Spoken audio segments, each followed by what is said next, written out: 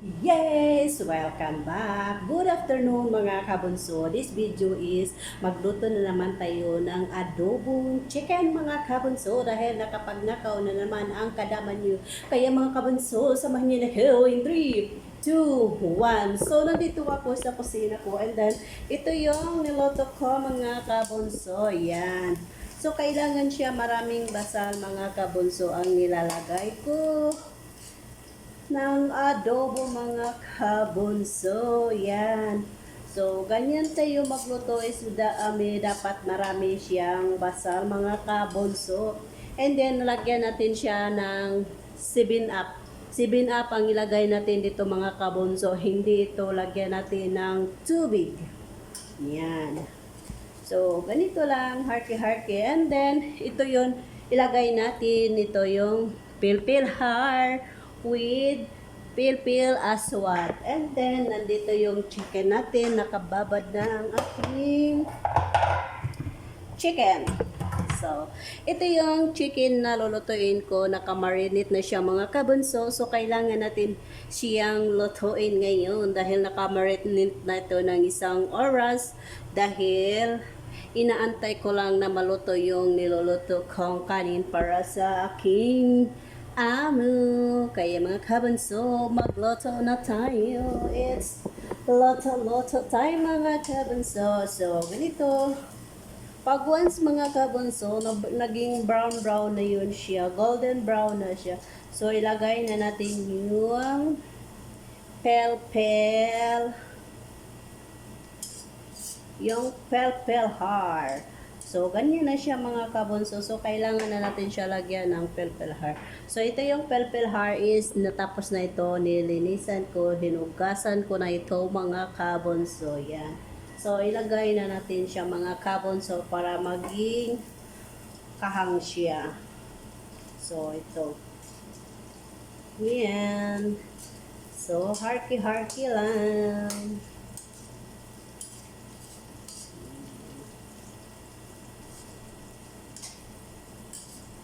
So, diba, ganito lang, syempre ang adobong ginawa natin dahil nakapag nako tayo ng chicken mga kabunso. So, dito is magluto ang kadaman nyo ng pagkain. So, ganito lang ang gagawin. Magluluto tayo. O, diba, naging golden brown na siya mga kabunso. So, ilagay na natin ang ating chicken dahil parang mukha naman siyang brown na siya. So, wag na natin masyadong isunog yung basal kasi mas masarap kasi pag kakainin mo pag hindi talaga sunog yung basal. So, nandito yung chicken natin. So, itong chicken natin is nakamarinate na to. So, hindi na kailangan natin magdagdag pa ng asin or magdagdag tayo ng pilpil aswa dahil mayroon na to siya nilagay ko mga kabunso. So, dito ay maglagay tayo ng chicken. Yan. So, ilagay na natin to lahat mga kabunso. Isahan na lang. Ay, dito lang. Yan. O, diba? Yan. O, diba? Maging marami siya. Yan. So, nilagay ko na lang yung pati sabaw niya mga kabunso dahil mamaya ay pag matapos na ito siya mga kabunso is lalagyan na to. Pag wala na siyang tubig is lalagyan na natin siya ng 7-up kasi may 7-up kasi akong iniwan. So, kailangan natin siya lagyan ng 7-up mga kabunso. Yan. So, yan. Diyan mo na siya mga kabunso dahil tayo ay kukuha ng 7-up. Kuha tayo ng 7-up mga kabunso.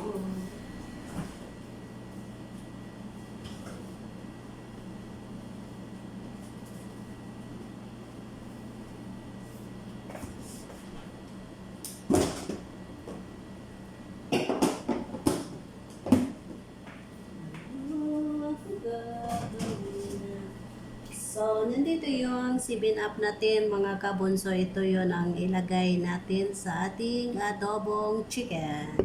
Ayan. So, nandito tayo mag-harty-harty.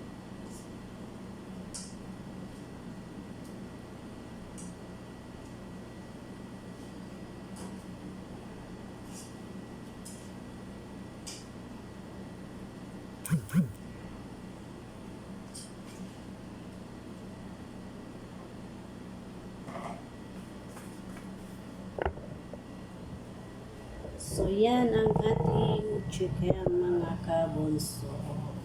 So, yan ang ating chicken. So, dito tayo. So, takpan muna natin to mga kabunso para maging masarap at huwag natin lagyan siya ng water. Huwag muna natin siya. Kasi ito ang water niya mga kabunso. Wala siyang water dapat. So, habang pinakulo to siya mga kabunso, habang tinatanggal ko yung water niya dyan sa loob. So, ako ay mag-ready ng pagkain para sa aming driver mga kabunso. Ayan. So, mag-ready na tayo para sa pagkain ng aming driver.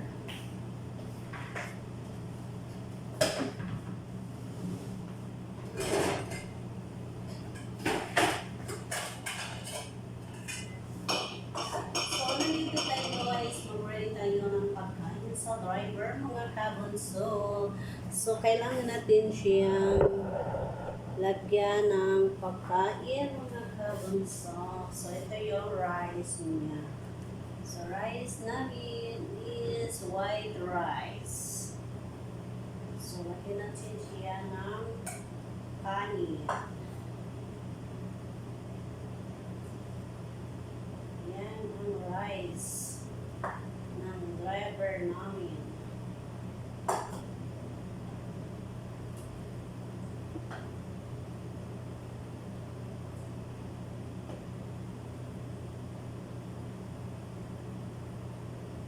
Pakainin ko ng marami yung driver mga kabunso kasi kawawa naman. Bigyan ko siya ng maraming rice para hindi siya pumahiya mga kabunso.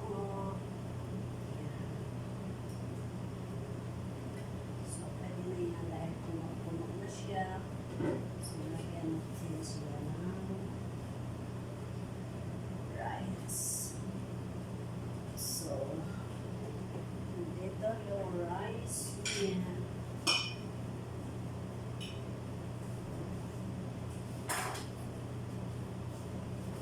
Then, lagyan natin siya ng pudar. Meron tayong pudar dito. Pudar ito mga kabunso.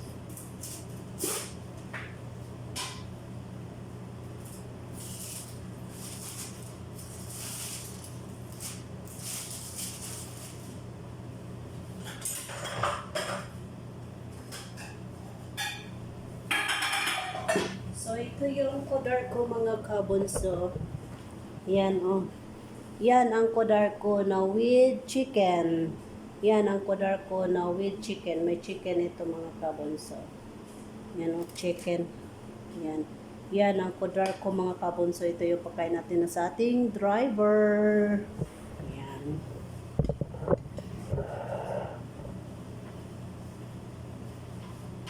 So, lagyan natin siya ng maraming gulay.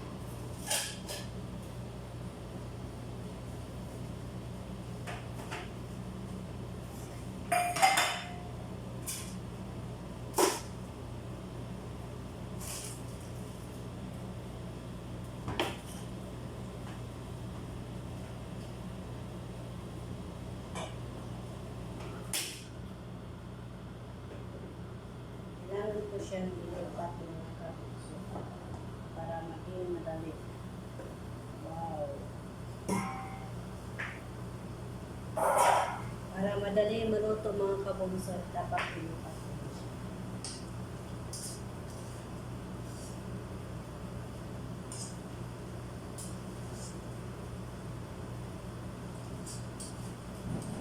Ay, wow, tap! Stand up, tap! So, nandiyan na yung driver mga kabunso. So, ito yung logo natin. And then, magpatayo ng salata mga kabunso.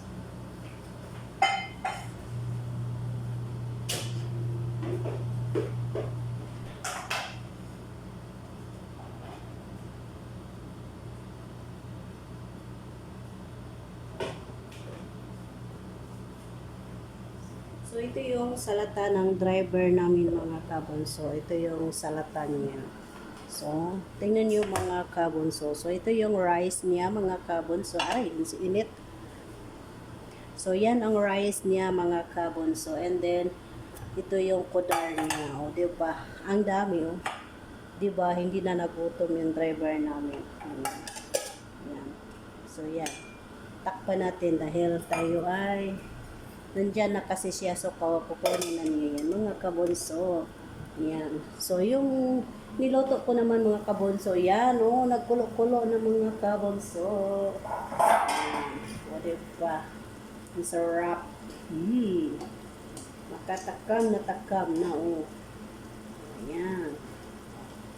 Yan ang mga kabunso. O, diba? So, tayo ay magbigay ng pagkain sa ating driver.